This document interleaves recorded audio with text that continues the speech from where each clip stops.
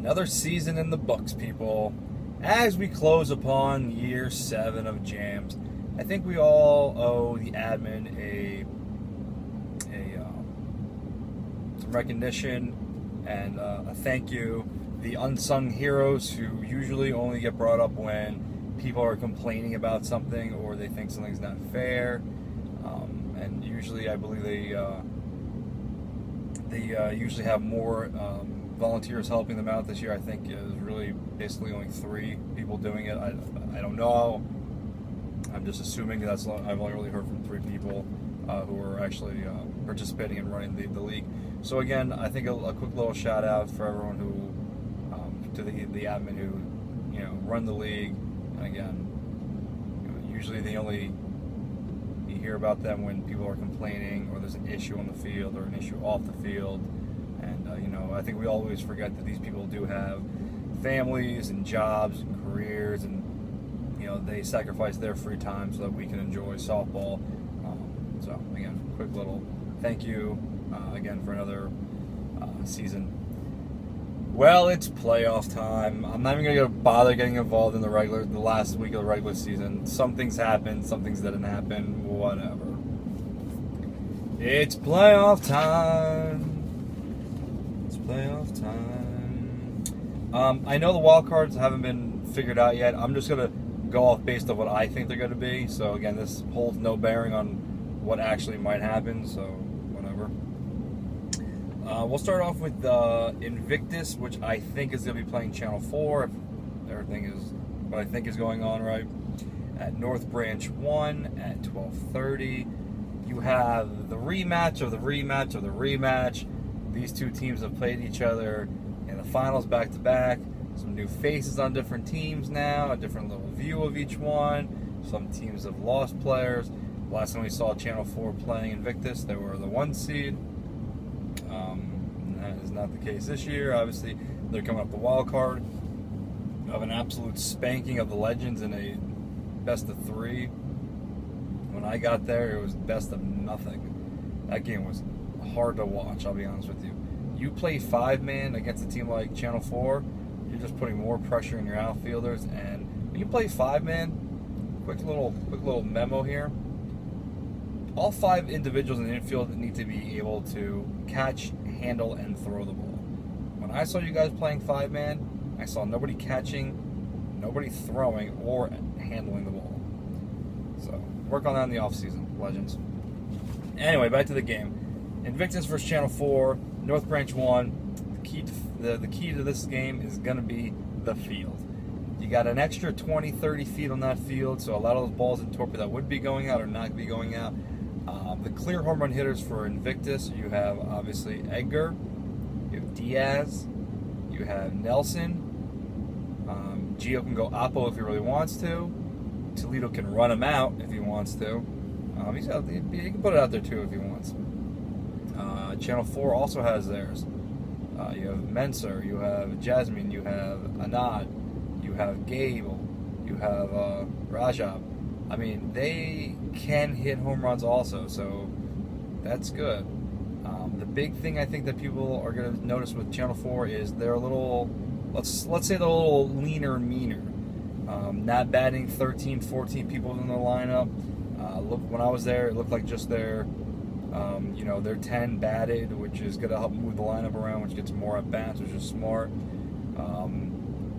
I think Invictus usually only bats 11 guys, so I mean that's why that's a huge thing, not batting extra people when you don't need to. That being said, while Channel 4 is on a little hot streak, and what they showed to me, they beat up Legends. Again, you beat up Legends. You did not beat up an elite team. You did not beat up a top tier team. I think though the games do go to 3. I don't think it's a sweep. I think the games will go to 3. I think they're all going to be pretty closely matched. I think, unfortunately, Channel 4 falls just a little short. But I think it's going to be a really good series. Let's go to the 2 seed, which is SWAT playing Shaws, who just played Shaws in 2 actually pretty close games. Looked like an 11-4 game, which wasn't that close, and like a 6-8 game. Shaws / crew, they match up pretty well against SWAT. This game is played at Torpy, which gives the clear advantage to SWAT, though, for the home runs, because I don't think many guys on Shaw's can hit the ball out. One or two, I think, can, but not as many as SWAT can. Yeah. I'm going to have to go with SWAT and a sweep here. As good as the Shaws are, as great as they play defense, the old thing, you cannot defend against the home run, and while you can only hit 4 of them, those 4 will count. I mean, they will be 3-run shots. I'm sure they're going to be smart with the home runs. They're not going to be greedy and hit little solo shots. I mean, who hit solo shots? So I mean, they'll play it out smart. Too much firepower on SWAT. Going to the next game, Hitmen versus Wild at North Branch 2. No fence, 9 a.m. Let's see. Wild is not. I mean, while they did finish in 3rd in the division, I think a lot more people expected a lot more from these guys. You know, being the tournament-tested team that they are. I'm not sure if they haven't really figured it out yet, but they are playing a very good Hitmen team. Now Hitmen will be out without Warren for the first game. Now I'm assuming that the rest of the team will show up. I'm assuming Shake is going to be there. And again, the fact that that field is an open field, I think, leans the advantage a little more towards Hitmen on that. You know, Wild a little older, a little wiser. Let's say they're a little more wise than Hitmen. But I think it's gonna be really good games. And you know, even with the suspension for Warren, I'm gonna go Hitmen in 3 here. I'm gonna say Hitmen in 3. It's going to be good games. And I think the deciding factor is actually the field on that one. Bring your bug spray, because it is going to be hot and sticky, and the bugs are probably going to be out of that field.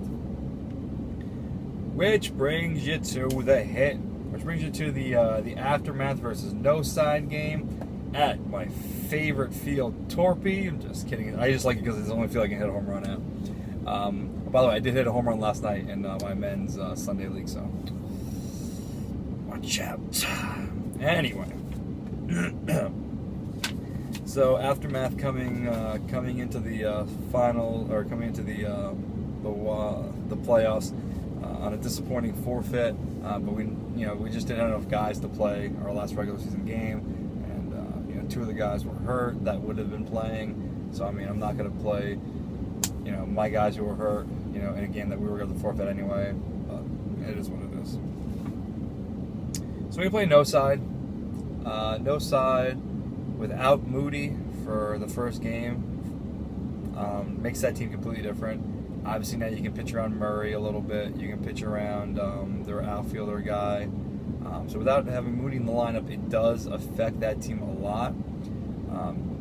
Shilly, as great of a pitcher as he is, I think our hitting is just it's going to be a lot better than his pitching. And ever since we went to the bigger mats, no offense, Shill, it doesn't really give you the advantage anymore. And stop pitching my sideways pitch. That's my thing. So you're gonna see a great pitching duel, like myself versus Chill. You're gonna see a hitting clinic being run on, as all of my players will be there for the game. It's gonna be a good game. It's gonna be fun, where everyone's gonna be high spirited. It's playoffs. It's anything can happen. But I do know what is gonna happen. We're gonna sweep in 2.